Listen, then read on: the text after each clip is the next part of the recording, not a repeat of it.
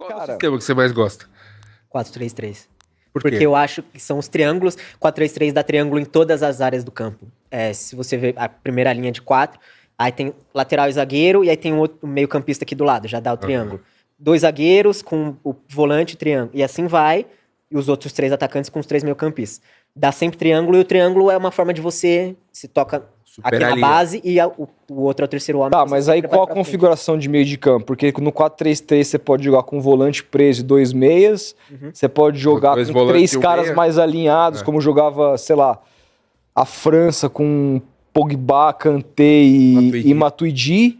Você pode jogar com, de repente, Dois dois volantes e um volantes mais presos, tipo o Carille, que joga com Pituca e Schmidt e o Juliano na frente. Tem um desenho que você acha que funcione melhor? Eu prefiro que seja 3 alinhados ali. 3 alinhados. No mundo ideal, obviamente que tem técnico que também tem a sua base ali, que tem o seu sistema preferido, mas se você tem um jogador que ele faz Y sendo que você quer A, não dá.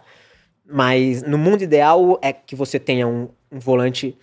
Pra mim, o Rodri é o Sim, que saiu o primeiro ali. suprassumo. Aham. É muito bom, velho. Porque ele marca e ataca na mesma perfeição, sabe? Uhum. De recomeçar jogo. Eu não gosto, se eu fosse técnico, obviamente, que o meu primeiro volante saísse pra jogo. Eu gosto que ele vai distribuir. Tá. Que ele seja o Desarme, pêndulo arme, ali. É isso. E os outros 2, vai e volta. Vai Entendi. e volta. Então, se tiver um meia, aí é o caso de 2 mais presos e o meia mais próximo do ataque, porque Tá. ele, tipo um rame, sabe? Um ganso. Sei. Mas aí vai depender do jogador que você tem. Né? Cortou os 3 mais alinhados. O Liverpool do Klopp não tinha esse meia. Não. Era 3 caras ali que era pau pra toda obra. Era o Henderson fazendo esse pêndulo, né? Marca e ataca na mesma perfeição. Era o Wijnaldum indo e voltando. E o outro era... Tá? Não, o Keita não. banco. O Keita era banco. Quem que era o outro? Depois o Thiago, depois o Otto foi banco. O Thiago chegou depois. Era o... Bom, Galera lembra. Não vou lembrar. é. Mas eu sei que também ele ia e voltava sempre. E aí o Firmino, ele compensava. O bom de você ter jogado... Porque o Firmino fazia o 10 e o 9. Então ele abria espaço. Pra você... É movimento, cara. Se você sai... Se o atacante sai, vai ter que alguém preencher o espaço ali. Pra chegar até a gente na área. Aí é onde você tem que ter meio campista pra ir e voltar. Pra ele pegar o espaço do... No time do São Paulo, o Sacha fazia isso. Exato. O 10 e o 9. Ele tinha O Sacha capacidade de fazer isso. Sacha é o falso 9, que todo treinador que gosta de jogar com falso 9, ele é o... Eu gosto muito dele. Eu acho ele um cara subestimado. Ele é muito inteligente. Como, por exemplo... E aí, por exemplo, assim... Eu lembro quando o Diniz chegou no Santos, ele até conseguiu fazer um encaixe interessante no Só início. lembrou aqui o Fabinho. Fabinho, claro. Fabinho. É que o Fabinho era o mais preso ali. Quando o Diniz chega, ele tem o trabalho dele desanda quando ele perde o Luan Pérez, que agora acaba de voltar, e o Caio Jorge, que vai para a Juventus. O Luan Pérez, porque era o zagueiro que conseguia fazer a saída por baixo que ele precisava, quebrando linhas. E o Caio Jorge, que nunca foi um artilheiro, mas era o cara que também ele jogava entre 9 e 10, então nessa aproximação que o Diniz precisava, ele vinha buscar a bola e tinha muita técnica para fazer as jogadas. Uma coisa que eu ia te perguntar é que hoje o futebol, ele tá... Eu vi outro dia um vídeo, acho que foi do Diego Souza, a gente até reagiu dizendo, cara, o futebol tá muito chato. Hoje o zagueiro não tem mais que marcar, o zagueiro tem que construir. Eu vi isso aí. O centroavante não tem que fazer gol, o centroavante tem que desarmar zagueiro e marcar o cara lá em cima e correr mais que lateral direito. E nessa o futebol brasileiro tá se perdendo na sua essência. O Brasil não ganha mais Parece que o Brasil não ganha mais nada, etc. Só que assim, a gente... Deitou nessa aí. O Guardiola foi um cara que, por exemplo, quando começou a trazer zagueiros, inclusive meio-campistas para jogar no setor de zaga, fazendo com que o jogo começasse lá de trás muito bem, ele conseguiu jogar mais jogadores para frente, então ganhar vantagem numérica e bagunçar um pouco do que a gente conhecia como tática, do que a gente conhecia como tirar vantagem de um jogo. Eu vejo, por exemplo, o Sampaoli, ele chega no Santos e ele banca o Vanderlei, porque o Vanderlei não sabia jogar com o pé. Ele falava, para mim, o primeiro jogador que tem que sair jogando aqui é meu goleiro. Foi buscar o Everson, que na época estava no Ceará. Bancou o Vanderlei. Não bancou. Bancou. Pois ele não bancou. A ação de, acabou de criar uma nova a ação de terminologia. você bancar, você, O cara entendeu? criou um verbo, mano, ao vivo. Muito bom.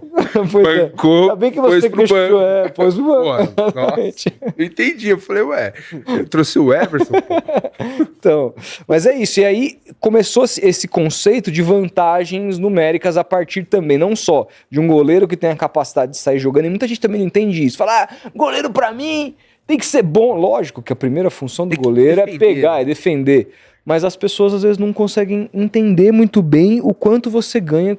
Saiu o João Paulo, entrou o Brazão, que é um goleiro que minimamente sabe sair jogando, o time criou uma série de vantagens que não tinha. Saiu o Joaquim, que era um puta defensor, entrou o Jair, que consegue ter o passe que rompe linhas, o Santos entrou com uma sequência de 10 jogos sem perder, porque começou a criar vantagens. Isso a galera não consegue entender. O Palmeiras tinha o Everton e tinha o Luan, velho. Que era mestre nesse passe entre linha, e o Everton arma contra-ataque pro Palmeiras. O quão importante é hoje, pra gente como base, formar zagueiros com essa qualidade, de ter essa saída de jogo e formar atacantes que não sejam meramente aqueles parrudos artilheiros, que também nem é muita característica brasileira. O Brasil que teve Ronaldo, Careca, Romário, jogadores que não eram necessariamente aquele centroavante que jogava de costa, mas basicamente a gente ter também jogadores que saibam fazer mais de uma função na frente. E para completar a pergunta, por que, na sua visão, o Brasil... Não, responde essa é mais complexa, depois eu faço a outra, vai. Senão vou te complicar demais. Responde essa. Zagueiros e centroavantes. Que tá na coletiva, imprensa. Fazer 3 perguntas, o cara vai esquecer. Eu não vou responder, eu não vou lembrar, mas você pode... Não, vai lá. Eu acho que o Brasil já está formando, ele já chegou na parte de começar a formar jogadores... Goleiros que saibam jogar, zagueiros também, atacantes que façam mais de uma função e tal. Justamente porque, obviamente, não foi o Guardiola que inventou a tática, mas depois dele deu o boom. Então, depois dele, começaram a prestar mais atenção e ele meio que globalizou o jogo. Ele obrigou outros times a se adaptarem, criarem outra forma de marcar.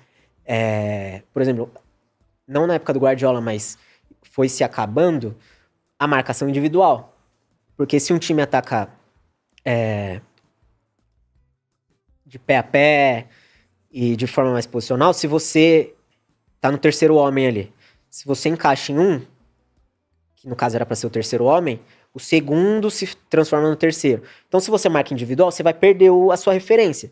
Então, ele obrigou a times marcarem melhor e tal. Então, com o tempo, os centros formativos, as bases, começaram a focar mais nisso. Eu acho já que já de uns poucos, mas já alguns anos, a gente está começando a formar atacantes que têm mais de uma função, zagueiros que saibam jogar, goleiros também. Só que aí a gente entra numa parada também que dá um assunto para 4 horas, que é sobre formação de jogador. Os benefícios e prejuízos de você formar jogadores que atuam só em um sistema, em uma forma de jogo, um modelo de jogo. Se você formar jogadores que só saibam jogar em times ofensivos e que jogam por baixo, de pé a pé, você vai ter dificuldade de, por exemplo, o Caio Jorge, você formou o cara pra jogar um time que joga com a bola. Aí o cara pega o Cuca. O Cuca é... Jogo direto, né? Com o Cuca ele foi bem pra caralho. Aí, tipo, como que...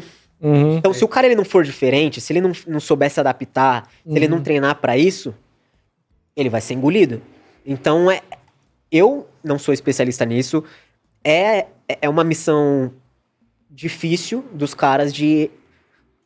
A gente tem que formar o cara pra fazer várias funções e atuar em outras posições, mas a gente também tem que tomar cuidado pra não deixar ele quadrado só em um modelo de jogo. Porque ele vai ser emprestado no começo da carreira, ele foi formado no Santos. O Santos, na maioria das vezes, joga com a bola, tal, Flamengo, que seja. Aí ele vai ser emprestado pro Goiás, na Série B. Pô. Acabou a carreira. Então é difícil, é uma parada bem complexa. Eu acho necessário você saber formar caras que atuem em diversas funções. justamente para quando ele chegar em outro cenário, eles saber do que se trata e não ficar perdido, mas é saber dosar.